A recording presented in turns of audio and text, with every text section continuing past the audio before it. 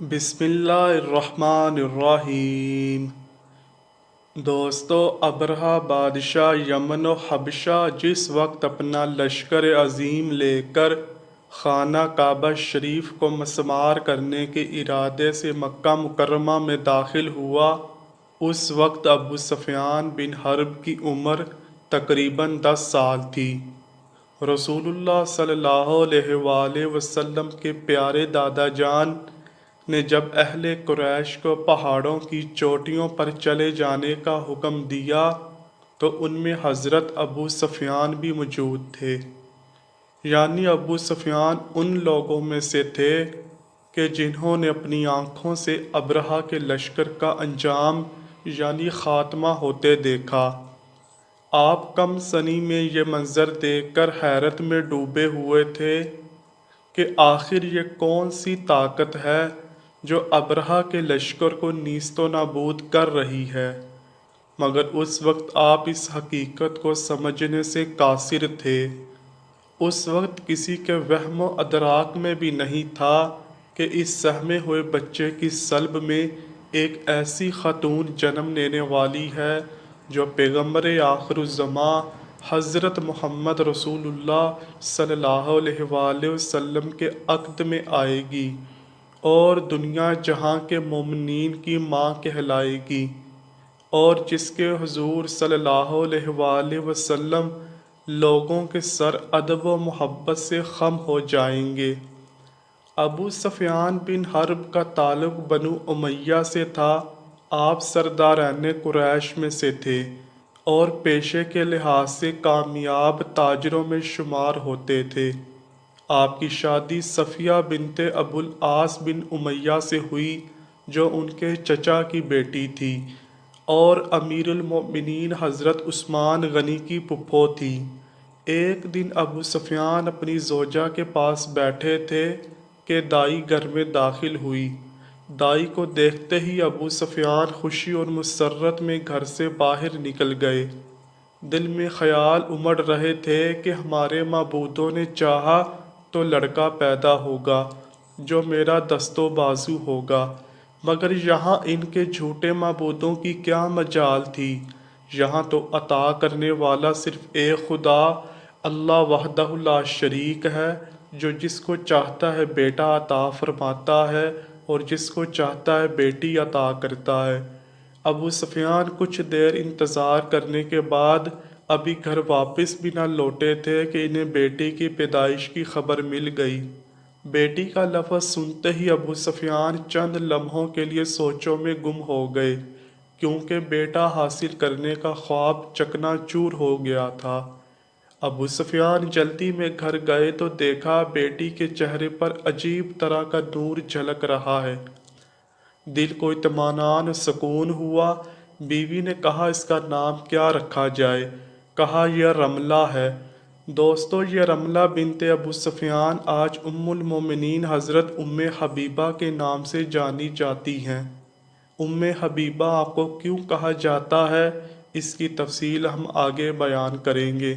بعض روایات کے مطابق آپ کا نام ہند یا ہندہ رکھا گیا، لیکن معروف یعنی رملہ ہی ہے۔ رملہ بنت ابو سفیان یعنی حضرت ام حبیبہ جب اس جہان و رنگ و بو میں پیدا ہوئیں تو اس وقت آپ کے والد کی عمر 33 برس تھی اور واقع فیل کو گزرے 23 سال بیت چکے تھے۔ آپ بچپن سے ہی تمام گھر والوں کی آنکھوں کا تارا بنی رہیں۔ چنانچہ صحیح مسلم شریف کی ایک حدیث میں خود ابو سفیان نے کہا، میرے ہاں عرب کی حسین ترین جمیل عورت موجود ہے۔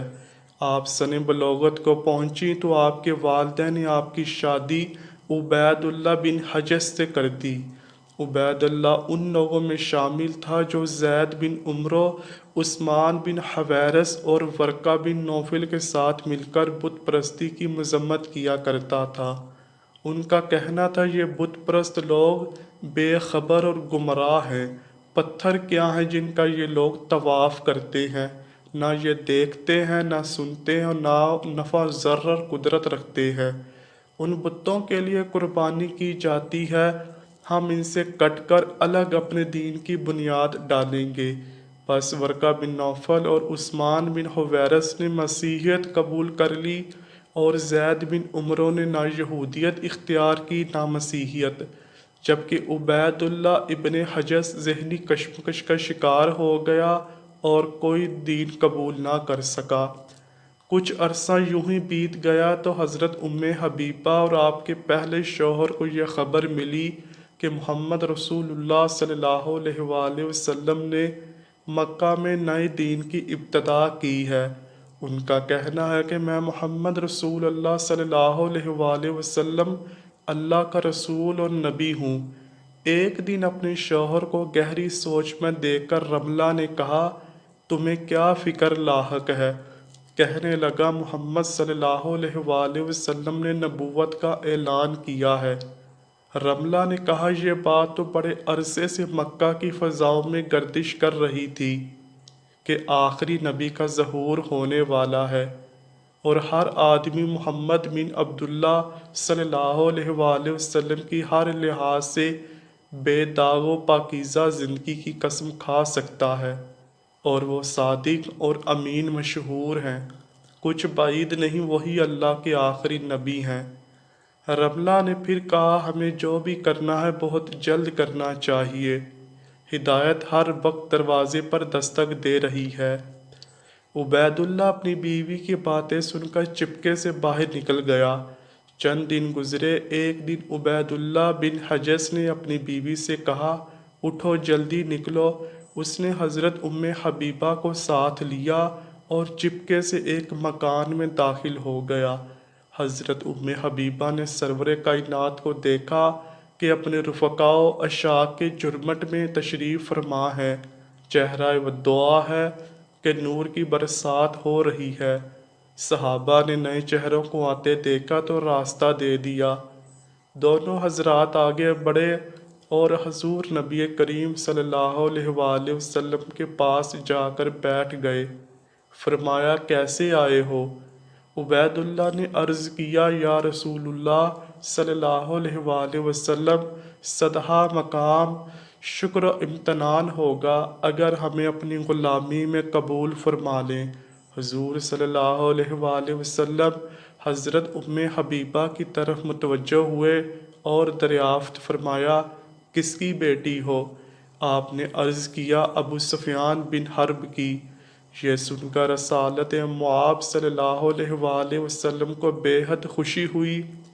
آپ نے دونوں کو کلمہ شہادت پڑھایا اور دائرہ اسلام میں داخل فرما لیا۔ جب آپ دامن اسلام سے وابستہ ہوئیں تو آپ کو یہ امید تھی کہ آپ کے والد ابو سفیان بھی جلد اسلام کی حقانیت سے بہرہ ور ہو جائیں گے، مگر آپ کو شدید مایوسی کا سامنا کرنا پڑا، کیونکہ جیسے جیسے اسلام پھیلتا جا رہا تھا، ابو سفیان دوسرے کفار و مشرکین کے ساتھ مل کر مسلمانوں کو ایذائیں دینے میں بھی بڑھتے جا رہے تھے۔ معبودان باطل کے پرستاروں کو یہ کہاں برداشت تھا کہ دایان اسلام آزادانہ زندگی گزار سکے، بس انہوں نے ظلم و بربریت کی وہ داستانیں رقم کی کہ جن پر انسانیت آج بھی شرمندہ ہے۔ یہی وجہ ہے کہ رحمت دو عالم حضرت محمد رسول اللہ صلی اللہ علیہ وآلہ وسلم نے برطرف ملک حبشہ پہلی ہجرت کی اجازت عطا فرمائی۔ یہ پہلی ہجرت نبوت کے 5ویں سال وقوع پذیر ہوئی، اور پہلے ہجرت کرنے والے قافلے میں 11 مرد اور 4 خواتین شامل تھیں۔ ملک حبشہ کی طرف دوسری ہجرت نبوت کے 6 سال ہوئی، جس میں 68 مرد اور 19 خواتین شامل تھیں۔ انہی میں ابو سفیان کی بیٹی رملہ یعنی حضرت حبیبہ بھی شامل تھیں۔ جب آپ نے ہجرت کی تو آپ کے والد ابو سفیان کو پہلی بار پتہ چلا کہ ان کی بیٹی رملہ نے اسلام قبول کر لیا ہے۔ یہ جان کر ابو سفیان پر کیا بیتی ہوگی، اس کا ادراک کرنا مشکل ہے۔ بہرحال المومنین حضرت حبیبہ رضی اللہ تعالیٰ عنہ اللہ اور رسول صلی اللہ علیہ وآلہ وسلم کی خوشنودی کی خاطر مکہ مکرمہ کو چھوڑ کر حبشہ جا کر آباد ہو گئی۔ وہیں آپ کے ہاں ایک بیٹی پیدا ہوئی جس کا نام حبیبہ رکھا گیا، اور اسی کی نسبت سے آپ رضی اللہ تعالی عنہا کو لوگوں نے رملہ کی بجائے ام حبیبہ کہنا شروع کر دیا، اور پھر آج تک لوگ آپ کو ام المومنین حضرت ام حبیبہ رضی اللہ تعالی عنہا کے نام سے ہی یاد کرتے ہیں۔ یہیں آپ کو ایک اور عظیم صدمہ یہ پہنچا کہ آپ کا شوہر عبید اللہ بن حجز مرتد ہو گیا، وہ اسلام کو ترک کر کے عیسائیت میں داخل ہو گیا۔